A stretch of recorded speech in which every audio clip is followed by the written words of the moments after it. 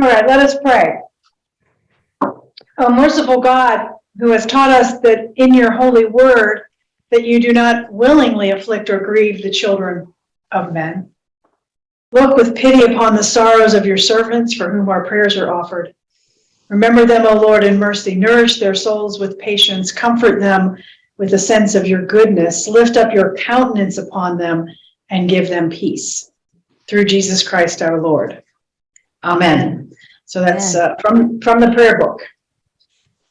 So why do bad things happen? And this is a question that I can't imagine any of us have ever asked. I'm sure we ask it from the time we are cognizant and have a realization that things in the world can go wrong, whether that's in our families or neighborhoods, to us or to others. It is one of those ways that we continually struggle, I think. You might get an answer for a minute, like you might, I have this figured out. I do know why bad things happen, right? And then there'll be some caveat.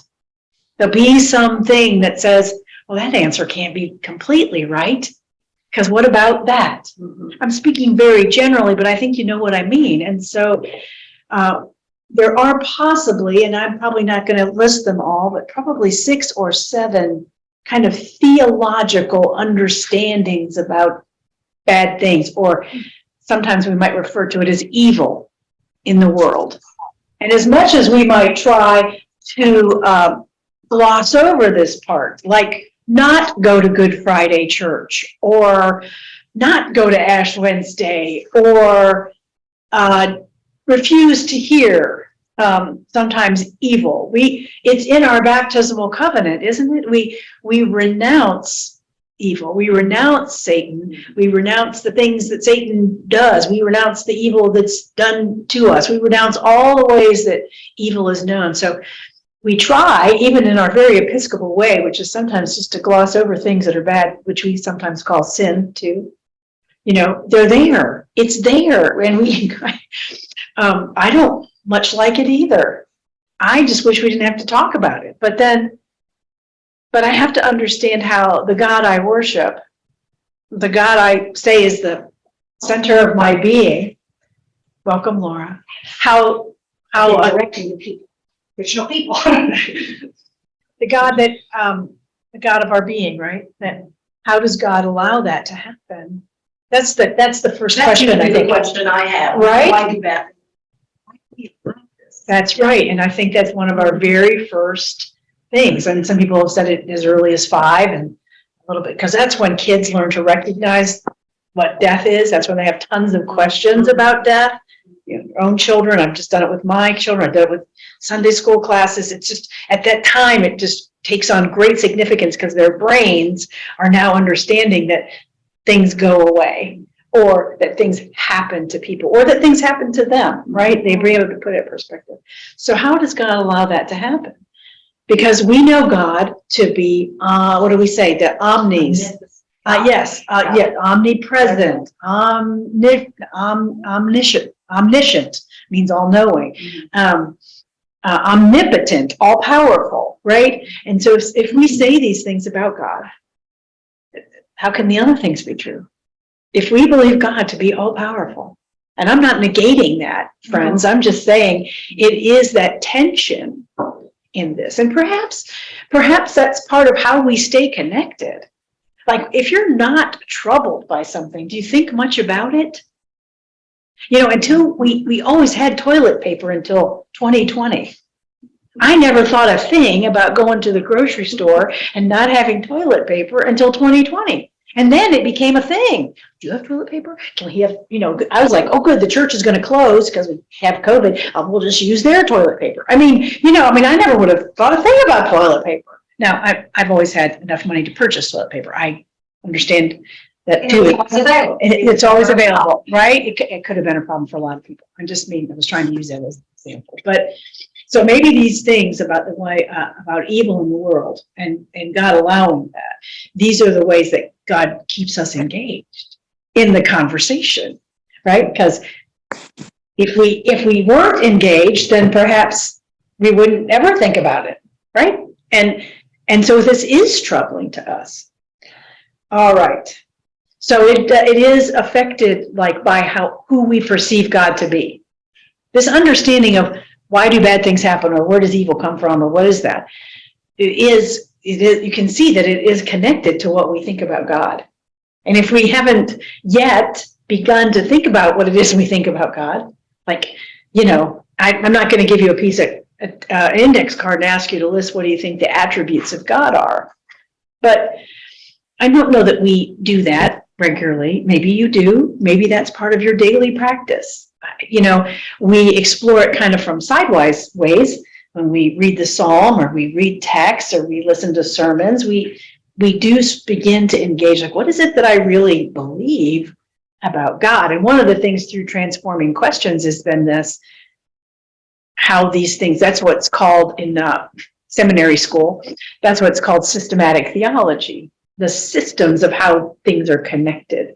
And once you ever played that game, pick up sticks, right? Mm-hmm. Once you move one stick, the whole thing may fall apart. Or once a spider web is sometimes the analogy people use. Once you touch a spider web, there's reverberations among all the rest of the web. And so a lot of these topics that we've covered can begin to shake up our understandings of who do I think God is and how do I think God operates in my world, right?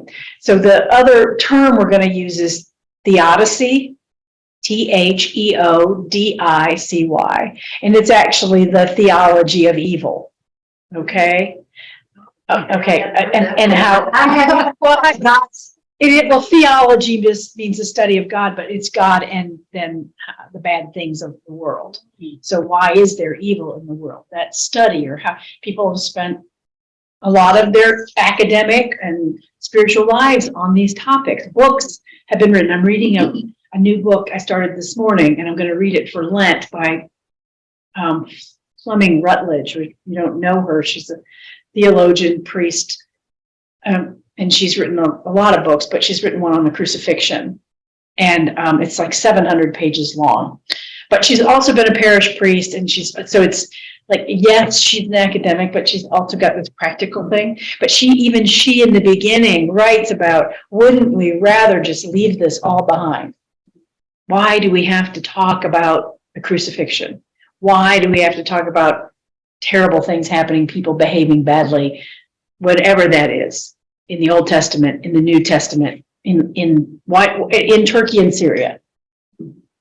It's pretty consistent, right? I mean, all we have to do is open the newspaper, or open your phone, whatever it is, or read whatever I get like alerts.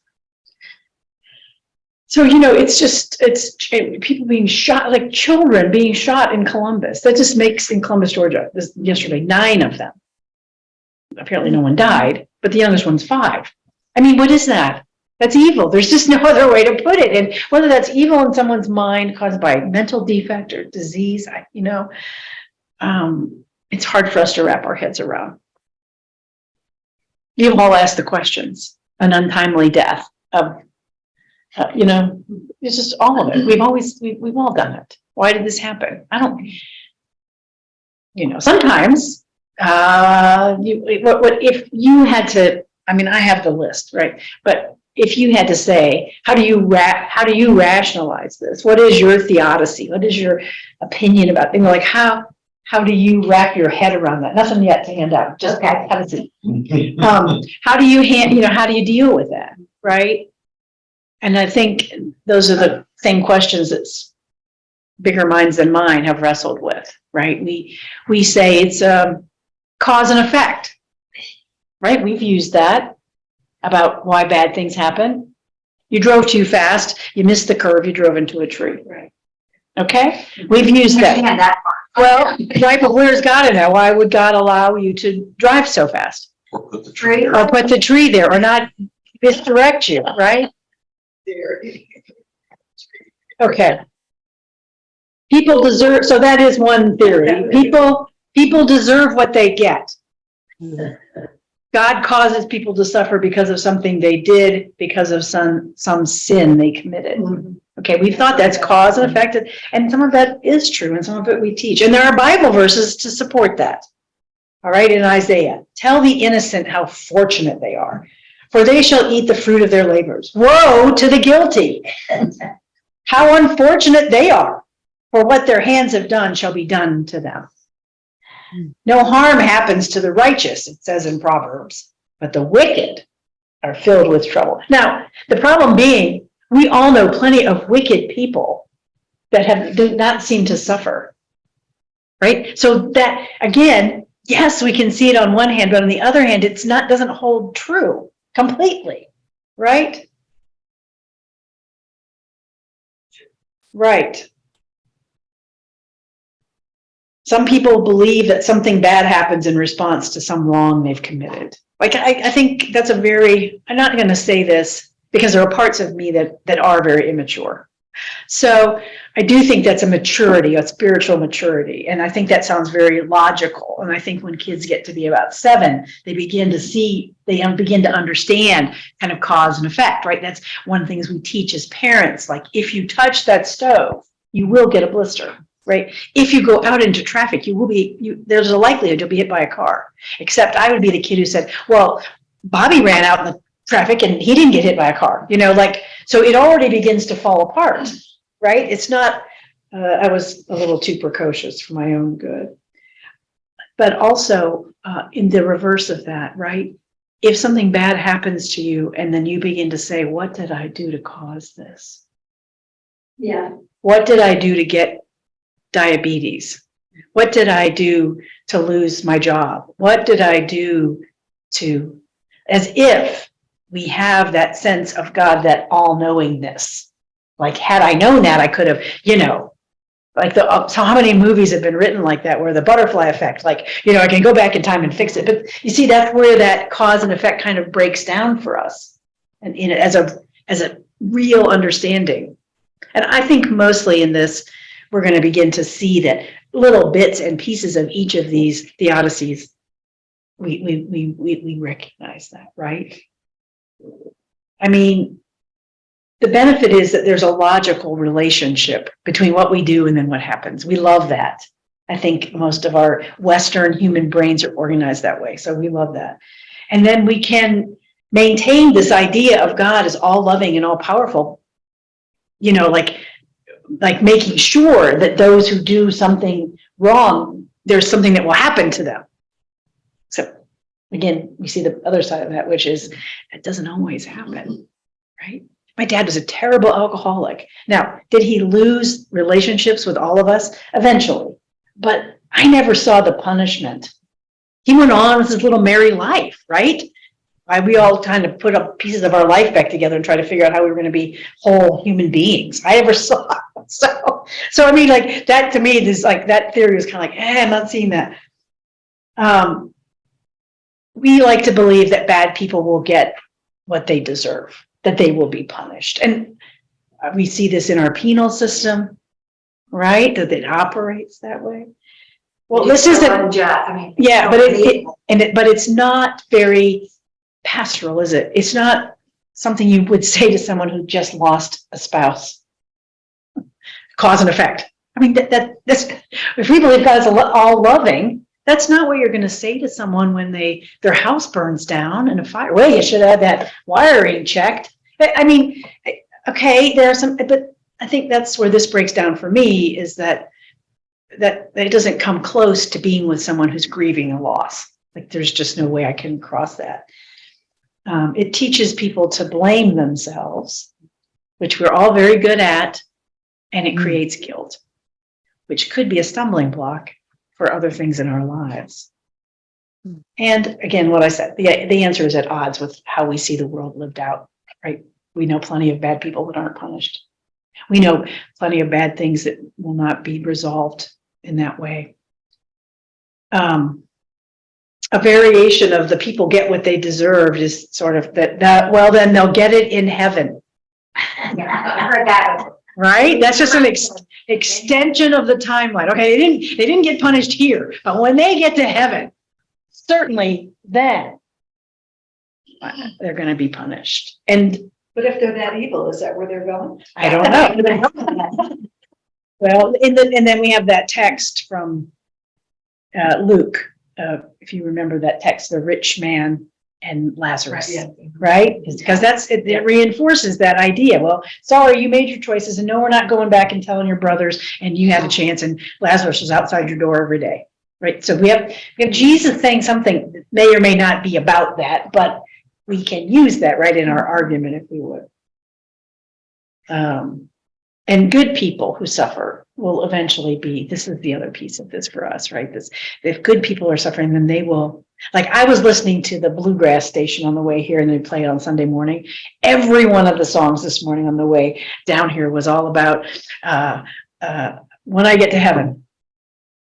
No more crying there, no more suffering, no more this. I'll be happy. I'll see my friends. I'll see my kids. I'll see my parents. You know, every song had some kind of recurring kind of thing, which we don't talk a lot about in the Episcopal Church, but in many traditions, that is kind of it. It's particularly if you had a shitty life.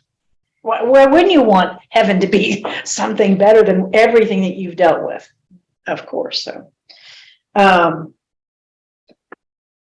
So it has all the benefits of that first example, just a longer timeline. Eventually, we know they're going to get theirs.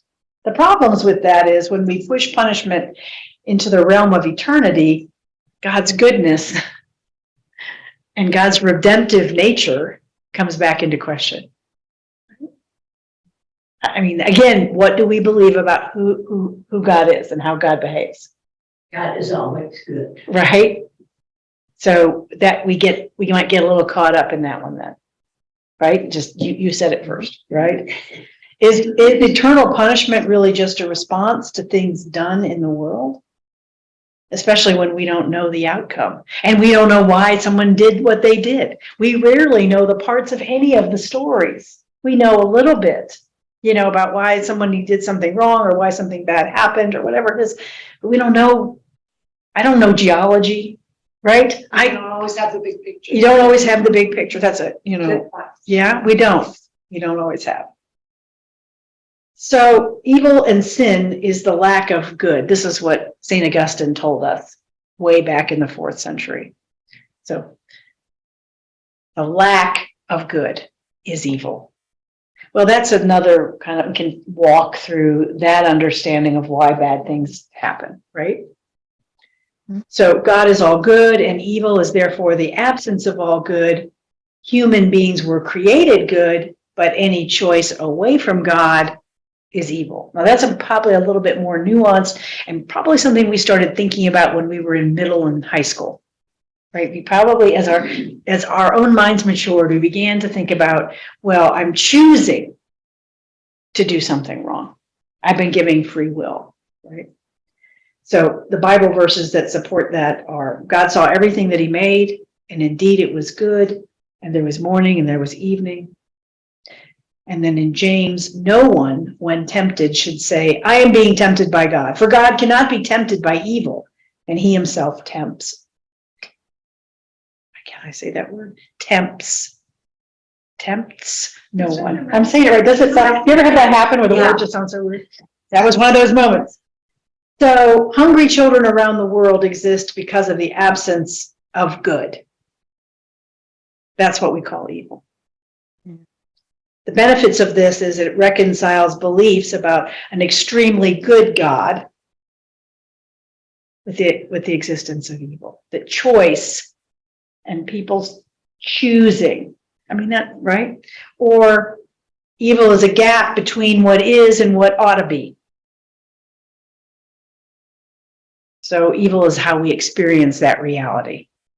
We know the difference between good and evil. We know it when we see it. Starving children, people with guns, doing terrible things with them.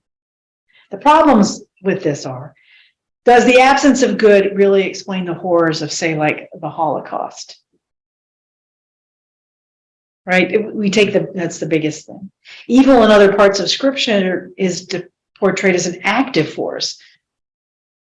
Like in the desert, in the temptation story, it's active, not just the absence of good. I mean, that, maybe we're pulling hairs here, but could you really say that to someone who's suffering? This is just the absence of good. Mhm. Again, Yeah. pastorally, this doesn't really work for us. It doesn't do that. God has now, okay, so here we are, we've had cause and effect, we've had this absence of good, we've had cause and effect carried out into eternity, and now this one is God has a reason for suffering. We've heard, Never bought that. you never bought that, but you've heard it. A lot. A lot, yes, right? It teaches us or other people things, and so that's the reason that the suffering is there, to teach us something. Yeah, like the Holocaust, earthquake, In fact, war. yes, but in fact, some people would go as far as to say that suffering is part of what purifies us and forms us into the people that we are called to be. I see Laura grimacing. I grimace inside. I think I have enough guilt in my life and I don't need to pile it on. Saint Irenaeus called it soul making. Suffering evil and our response to it is what forms and shapes our souls. Okay, that probably is true. It probably is. If we learn from it. It is probably shaping us. The question is, from whence does it come?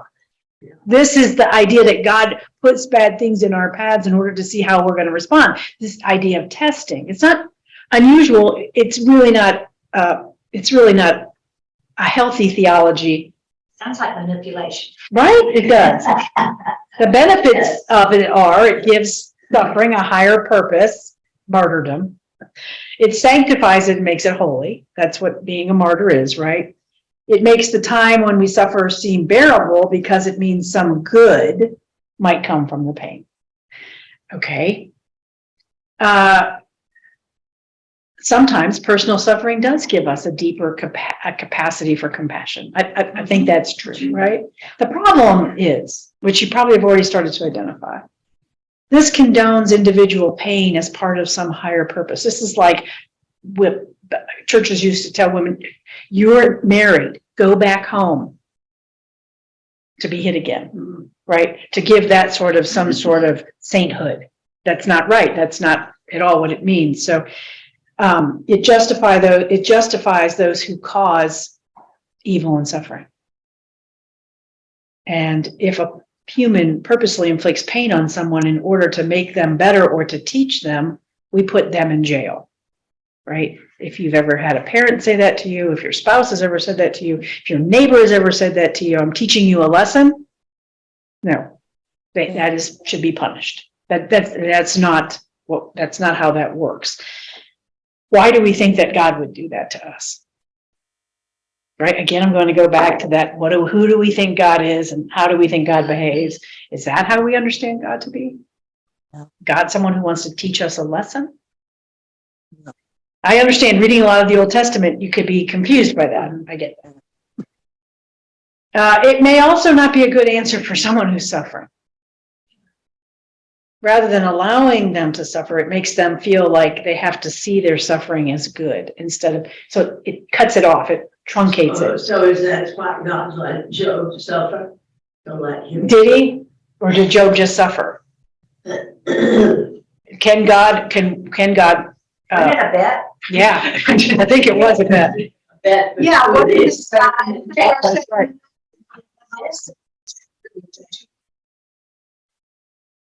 We're going to get to Job. It is an understanding of God allowing or not allowing. It is what's happening with Job. That's The story's not about God and Satan. The story is about Job. Okay. So, all right. Now we've had the suffering is good for us theory. Now we have the free will defense, which is kind of revisiting this. And it was actually developed by an American philosopher. He proposes that free choice is what causes suffering. And human freedom is the greatest good. And God's gift of freedom means that some people choose erroneously, misusing that freedom to commit evil acts. Still, it's better to have freedom than a world of robots. We can probably agree with that, than to be forced to choose good all the time. How about that? Does that ring true for anyone? It goes back, say, to the Garden of Eden, where Adam and Eve were given free will and allowed the choice to eat or not to eat. The benefits of this explains the evil that we see and the reality that people often choose against the good, causing bad things to happen to themselves. And then we don't have to blame God. Blame myself. We blame other people or ourselves. That's right. Yes. Does human choice explain all the evil in the world, though? No. What about disease and natural disasters, right? Yes, right. We can't really, so you see what you see, it's like Swiss cheese. There's holes in all of these. When we, couldn't God have just created people who would always choose good? Yes, I guess God could have. I don't know. But that is not the way it worked out. But it is a question that I'm sure we've all had. All right, when we mistakenly see, what we make it mistakenly see as evil is just beyond our human understanding, often. The larger, wider tapestry of God's plan is beyond our scope. Thus, we see as evil as really just maybe our myopic or limited view of the world or how God works. This is another theory. It's like, how many of you do needlepoint or have done needlepoint or tapestry? You know, if you look on one side, it looks one way. If you look on the other side, it looks differently. So sometimes this is called the tapestry. You're right, it looks good on the underside. Well, that is called the tapestry, I don't know, theory. The tapestry saying, you know, like Joseph, in the Bible, Joseph, the son, the Joseph of the coat of many colors, near the end of Genesis, he says, do not be afraid. Am I in the place of God? Even though you intended to do harm to me, God intended it for good in order to preserve a numerous people as he is doing today. So this is, this is at the end of Joseph's time after he's now part of, Pharaoh's court and can feed his family who's in a famine, right? And that's one of my favorite Bible verses. In fact, God intended it for good, right? You intended it for evil, but God intended it for good. So here's an example. You can really see that. Yes. Joseph talking that Yes. they intended it. When the earthquake happened, there's 46,000 people that died, and 96 who were pulled out alive, and you wonder, now God intend that for good? That's right, because it's offensive to someone who is suffering to hear, oh, this looks good if you look at it from the other side, right? This is what Ginger's saying. It's offensive. Are we really willing to say that great evils like genocide are good when seen from another angle? There's the piece in that. The benefit is it allows for our suffering to be redeemed or redemptive. It works toward a greater goal. Now maybe people will train. I remember reading after the earthquake in Haiti, how many people were spurred to become work in the rescue fields, things like that, right? It underscores the connectedness of humanity, of time and place, taking that long view, which is, great if you're not in it. It's awesome to have a long view of anything if it's not your kid buried under the building. So we see here this thing. So here's the next kind of maybe. God does not cause our suffering. It happens for some reason other than the will of God. And now here's the example from the book of Job. The book of Job is a long poem that essentially explores the nature of evil and suffering. The book begins with a conversation in the heavens where Satan tells God that the only reason that Job is faithful is because his life is going well. Satan then uses his powers to test Job. The suffering that comes to Job as he loses his wealth, his children, and even his health is not caused by God, it is caused by Satan, the adversary. The benefits of this is we don't have to blame God or ourselves for the suffering of the world. We can stop asking why and start figuring out what to do in this new situation. Now, here's the problem with this theory. I think you already can see it. Does this mean that God is not omnipotent? Right? How do we understand the power of God? Can't God do anything? Can't God do everything? Is God capable of doing the impossible? That is, if anything is anything impossible for God, and we say that all the time, nothing is impossible, right? So here we go. And are there such things as mutually exclusive possibilities for God? I.e., God creates a rock so heavy that God cannot move it. Right? Well, I mean, Yeah. you see the progression here, or how we may not say it like that, but I guarantee if you think about this for longer than 20 minutes, you're going to think of a scenario that you've already tested God with, just like that. C.S. Lewis says, it is no more possible for God than for the weakest of his creatures to carry out both of two mutually exclusive alternatives. Not because God's power meets an obstacle, but because nonsense remains nonsense, even when we talk about God. That's C.S. Lewis from The Problem of Pain. All right. So if God doesn't cause suffering, why does God allow it? And in the end, how does that work out to be any different for us? Right? The impact of that is the same. Yeah. Right? There's still suffering. Teaching us a lesson. You know, that's a tough lesson. Yep. Well, we have a lot of possibilities to the answer of the question of why. Some are more satisfying than others, as you've heard me talk about. All have their benefits, all have their problems. So it is perhaps unsatisfying, but true. But the question of why never has an easy or an obvious answer. It's one of those questions we will wrestle with in this life and in the age to come. You might be able to ask God face to face. So I'd like to read this longer piece by Rabbi Irving Greenberg. He writes, why is not the only or perhaps the best question to ask in the face of unspeakable suffering. All right. It is hard to speak of a loving God. It's hard to speak of even being in the image of God, infinitely valuable and unique in a world in which babies were burned by the Nazis and no one lifted a finger, in which people were gassed. For example, there was a department of the SS that was in charge of bringing down the price of that gassing to make ending human life even cheaper. How do you speak then of a God who treasures humans, or in Christian terms, of a God who loved the world so much he would sacrifice his only son? And yet here it is. To save a half a penny's worth of gas, people were burned alive. The answer is, it's very hard. And for many Jews, it's been a crisis of faith.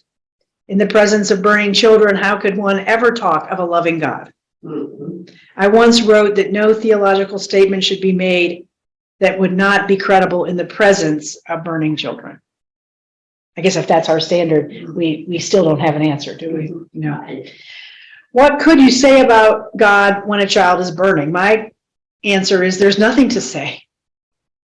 If there's anything you can do, jump in the pit and pull the child out.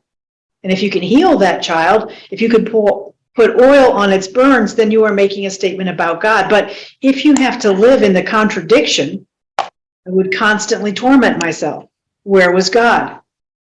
Where was God?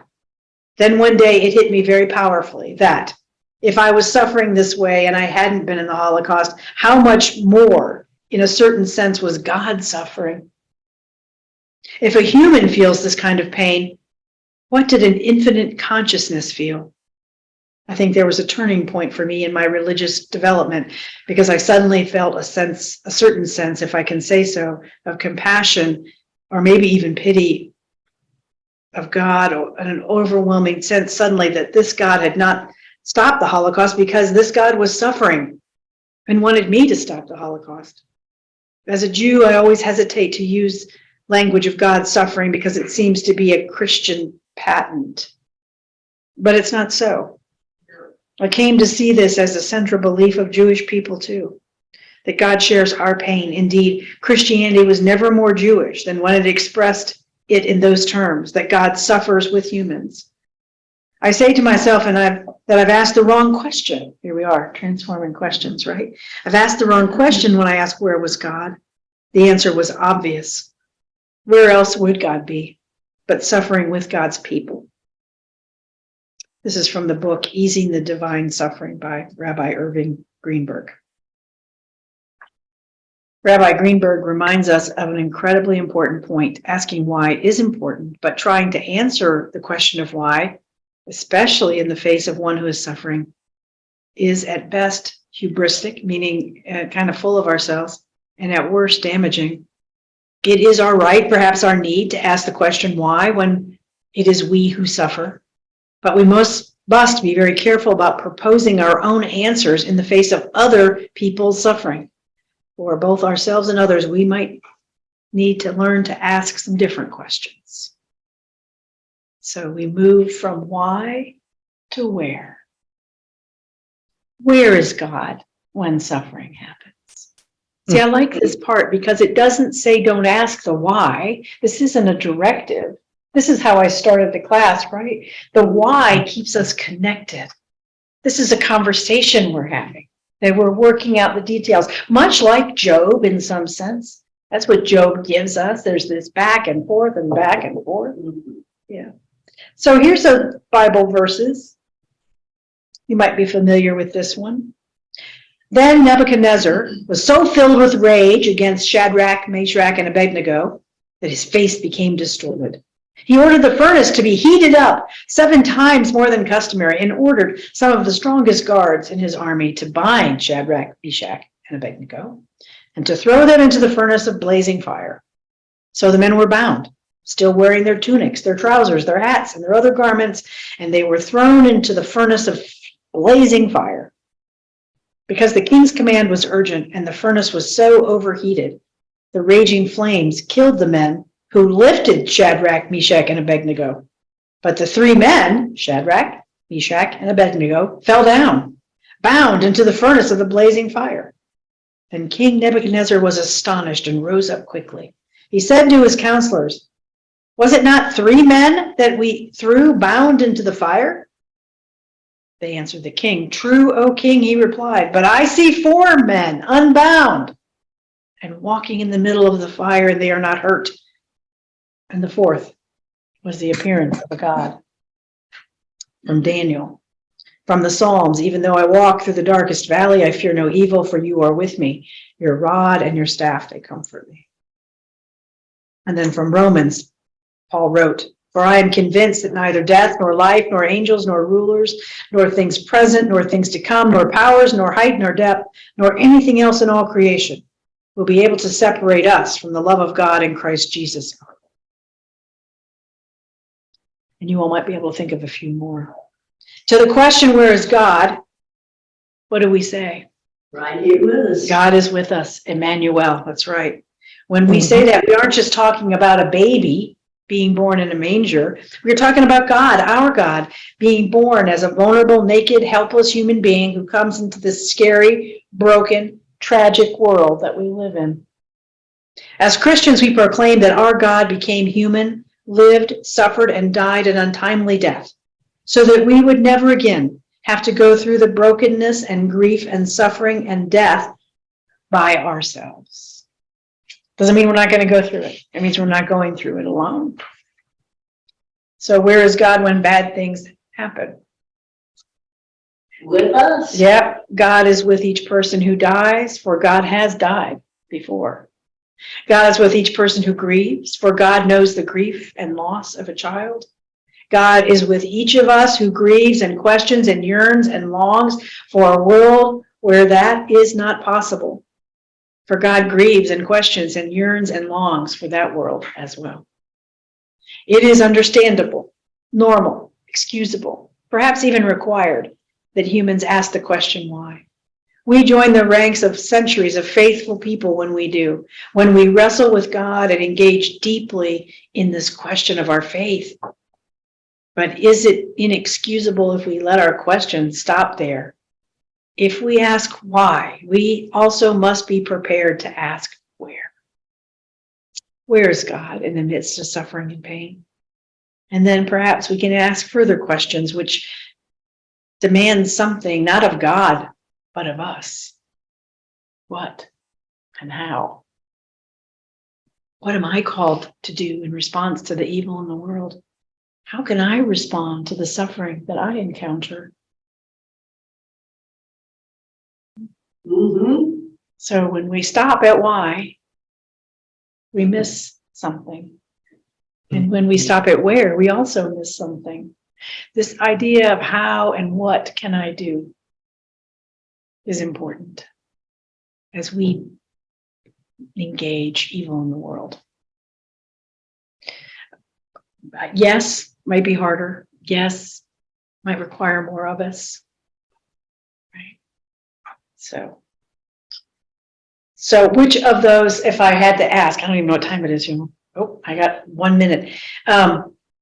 Which of the answers to evil, why do you find most of the compelling? Which one of those things we talked about resonates with you?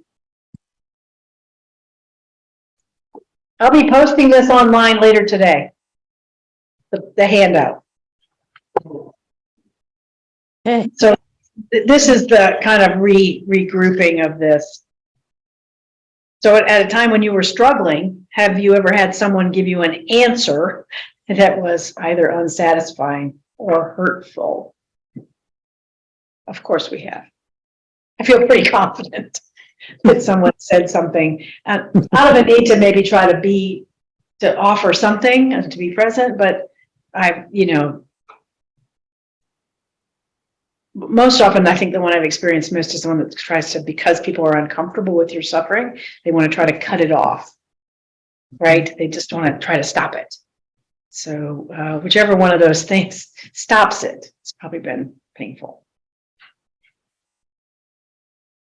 So I think it's interesting that there are Bible verses to support each of these theories, but the theodicy, which also may make it frustrating for us. There is not a definitive answer. So once we try to pin down God in some way, which was the Job problem, pin down in some way, we can see that, no, we can open the Bible, we can read about Meshach, we can read about Joseph and speaking about his brothers and good, all things can be used for good. We can, read about the creation of the world and Adam and Eve and their response. There's all those different things. There's Paul's interpretation of the crucifixion, right? All of this evil so there is, in fact, I think if anything, it shows us all these things are possible. Yes, these whys exist. The answer to the whys exists, and yet none of them are fully satisfying, which is what I love about this idea that it's in its lack of being able to, nail down the jello. Yeah. In its lack of having the one right answer. When your car stops, maybe you're out of gas, but maybe your timing chain broke, or you didn't put any oil in your car, or you know what I mean? Mostly it's gas. Right? We mostly know we've run out of gas because we've done the other work, but that's a little bit more solid. I can wrap my head around what might be wrong with my car. I can't understand about an earthquake. I mean, I can understand the parts of the earthquake. Badly built buildings, on fault lines, with bad materials, people wanting to make money, all of that. A war zone that doesn't allow people to get resources in to help. All that. But I still don't understand why it had to happen. I still don't understand how it happens. I still don't understand that. I don't understand Haiti with all of its massive thing after thing after thing after thing. I mean, yes, I understand about everything that's gone on in Haiti for the last 250 years or 400 years. I can see the circumstances. So then why not leave them alone? Right? It's like a terrible thing. Inner city schools, same deal. I understand what caused some of those problems. Can we stop? Right. Yeah. Well, so I think if at the end of this, beloved, I would hope that you felt maybe the study of this or reading through this again, how you might respond to others who are suffering. Right. This is the part where we have something to do about. This is the part we're engaged with. Some of you do it well, some of us don't do it well, but we can learn compassion and we can learn from God's example of being with us that that we have a chance to sort of live out a shared suffering. Not telling somebody else your horror story. I remember when I was pregnant and people would be like, oh, let me tell you what happened. And you'd be like, no! See it all the time. And I see it with people all the time. They get diagnosed with cancer. And so instead of saying, I'm sorry, I have cancer, they start telling them their cancer story. Like, no, did they ask? If they ask you, that's fine. But we have a tendency to want to like cover up the pain by not listening. So Are we being too loud? I was gonna. No, she's being rescued. she's coming to get me. A few minutes to just. I don't have any time. All right. Thank you, Catherine, for being with us. Thanks, Corbell. I'm gonna let Ellen shut it all down for me. And thank you. Thank you. Thank y'all. Thank you. Thank you. Thank you. All right.